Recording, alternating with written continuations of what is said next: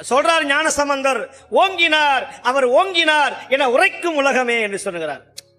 நீ சாதாரண இடத்துக்கு போக மாட்டா, பெரிய இடத்துக்கு போய் நிற்ப, உன்னை உலகமே பாராட்டும். அதனாலதான் மோடியை பார்க்கக்கூடிய வாய்ப்பு கிடைச்சது, யோகியை பார்க்கக்கூடிய வாய்ப்பு கிடைச்சது. முடியுமா? பாரத பிரதமரை போய் பார்க்க முடியுமா? இன்னைக்கு 10 நிமிஷம் பேசுறார். யாரு? பாரத பிரதமர். என்ன சொல்றாரு? ஒன்னும் சொல்லல. அவர் போய் பார்த்தா கண்ணாடியை போட்டுட்டு வந்து நிக்கிறார் முன்னாடி. என்ன சொல்றார்? சுவாமிகளுடைய எல்லா ஆதீனங்களுடைய அடியாருடைய ஆசீர்வாதத்தினால்தான் எங்கள் நாடு சிறப்பாக நாங்கள் ஆட்சி பண்ணுகிறோம் அந்த வார்த்தையை சொல்லுகிறார். இது பதிவு ரெக்கார்டு அப்படியே இருக்கு நம்முடைய இந்திய கவர்மெண்ட்ல.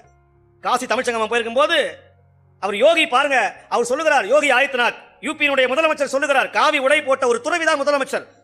அவர் சொல்றார், நாங்க வாழ்க்கையில ஒரு தடவையாவது ராமேஸ்வரம் வந்து அங்க இருக்கிற பெருமான தரிசனம் பண்ணணும், அதை பண்ணினாதான் எங்க வாழ்க்கையே நிம்மதி அடையும்னு அவர் சொல்லுகிறார். யாரு? யோகி ஆதித்யநாத், ஒரு முதலமைச்சர் சொல்லுகிறார். நம்ம ஊர்ல தான் கடவுள் கிடையாது, சிவபெருமான் கிடையாது, திருநீர் கிடையாது, ருத்ராட்சம் கிடையாது. ஏன்? சைவத்துல ஒற்றுமை கிடையாது. நமக்குள்ள ஒற்றுமை இல்ல, நமக்குள்ள ஒற்றுமை இல்ல. யார் சொன்னா என்னையா? தேவாரம் யார் சொன்னா என்ன?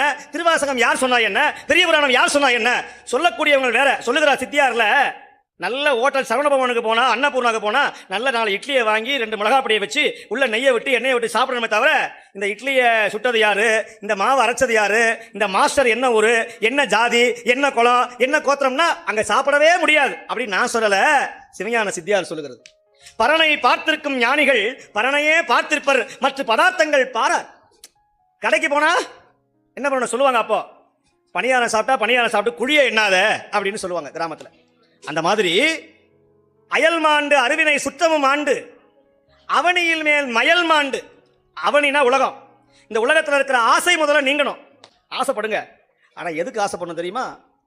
கருட கொடியோர் காணமாட்டா கழச்சேவடி என்னும் பொருளை தந்திங்கள் நெய்யாண்ட கொல்லாமணியேயோ, இருளை துறந்திட்டு எங்கே வா என்று அங்கே கூவும், அருளை பெறுவார் ஆசைப்பட்டேன் கண்டாயம்மானே, அருளை பெறுவான் ஆசைப்பட்டேன் கண்டாயம்மானே, கண்டாயம்மானே.